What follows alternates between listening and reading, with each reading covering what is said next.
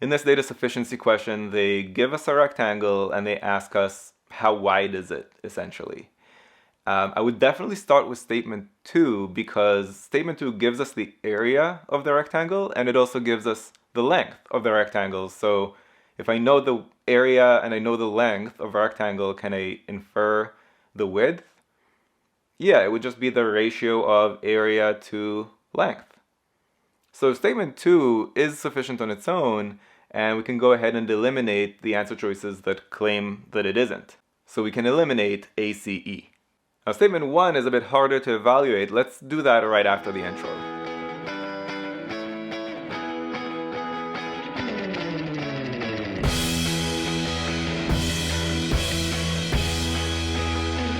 Okay, so statement 1 extends that bottom line of the rectangle a bit further and creates kind of an extra triangle there on the side.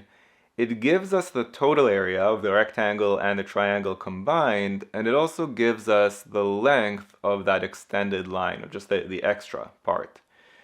Does that mean that we can find out now how wide the rectangle is? Or another way to ask that is, what's the height of the triangle there on the side? Now, I don't know the breakdown of the area. I don't know how much of the area came from the rectangle and how much came from the triangle.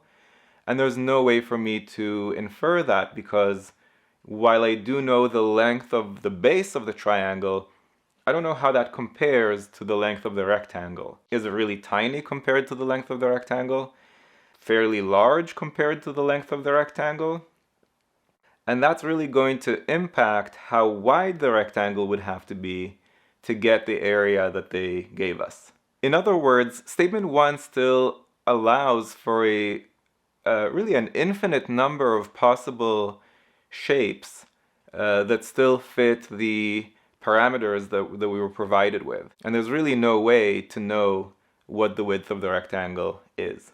In general, for these kinds of geometry data sufficiency questions, I do like to try to visualize and picture extremes just to see the degree of freedom that the statement allows for, and then that can help me prove that a statement is not sufficient. Now in this case, since statement 2 was sufficient on its own and statement 1 isn't, we'll go ahead and pick B and move on to the next one. If you found this video useful, go to quantreasoning.com for a lot more where that came from.